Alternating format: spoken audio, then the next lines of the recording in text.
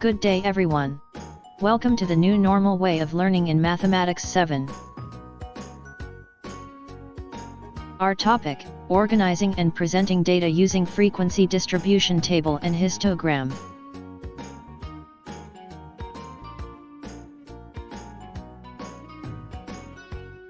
Our learning objectives: the learner organizes in a frequency distribution table.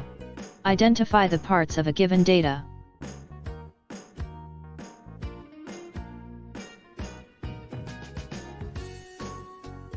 Do you know that a well-structured frequency distribution makes a possible detailed analysis of the structure of the population with respect to the given characteristics?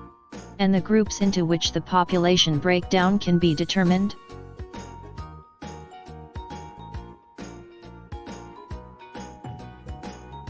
The following are shoe sizes of 35 boys. What information can you get from the above list? What does the list tell us?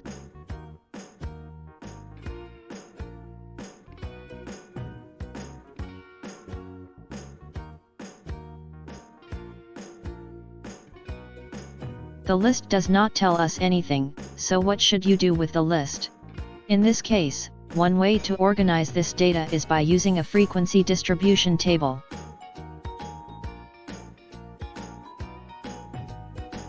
Let us discuss first the different parts of the frequency distribution table, and take note of the important concepts.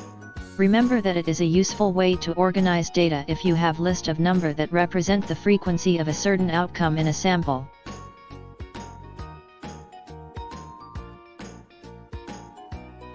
Frequency is the number of times the data occurs.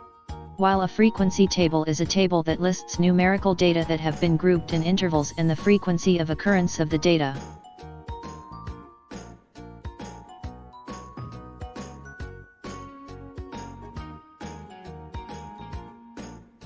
A frequency distribution table has three columns: class interval, tally, frequency.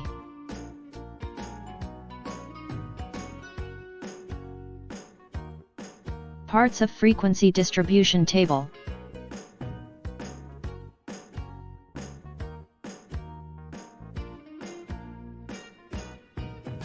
Class interval refers to the numerical width of any class in a particular distribution. It is defined as the difference between the upper class limit and the lower class limit.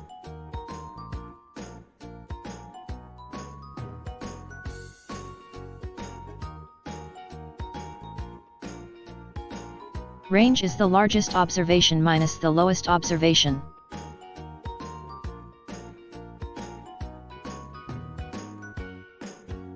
Class limit are the groupings or categories defined by lower and upper limits.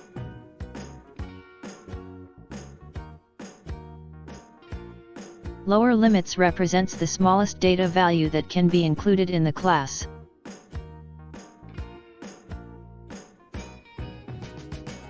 Upper class limits represents the largest data value that can be included in the class.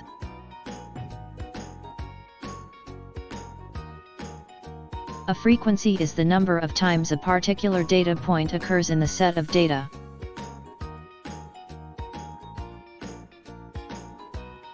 Tally marks are used to keep track of how many times an item occurs.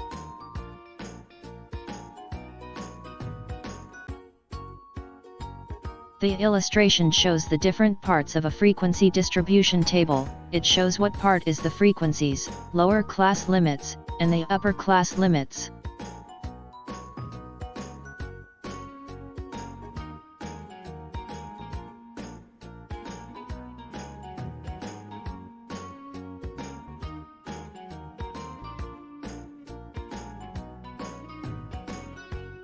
Answer the activity below. Match column A with the correct answer in column B.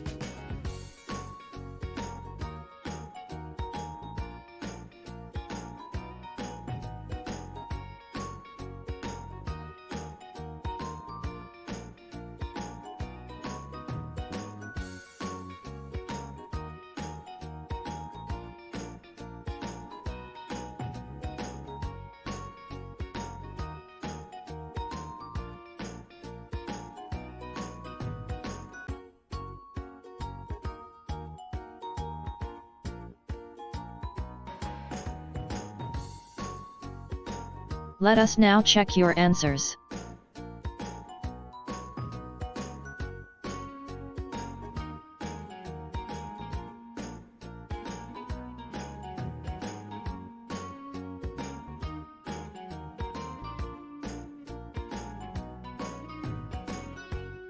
Identify the following parts of the frequency distribution. I will give you 5 minutes to answer.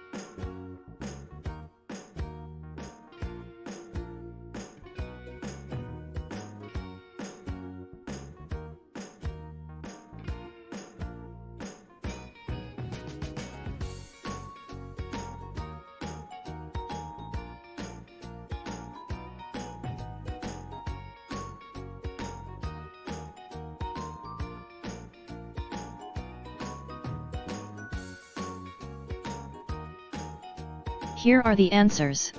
Check if your answers are correct.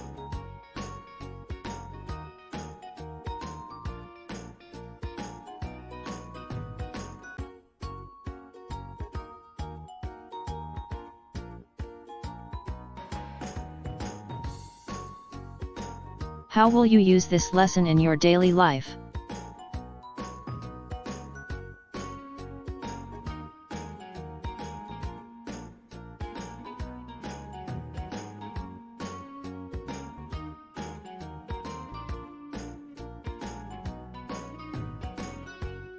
Let's have a recap of what we had discussed in this lesson.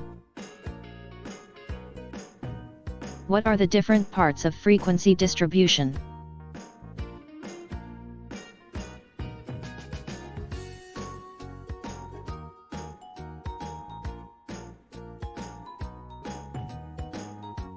Class interval refers to the numerical width of any class in a particular distribution. It is defined as the difference between the upper class limit and the lower class limit.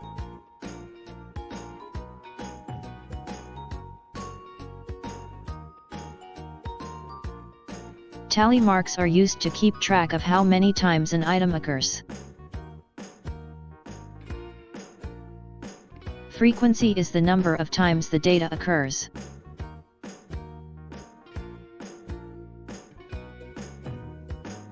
Lower class limit represents the smallest data value that can be included in the class.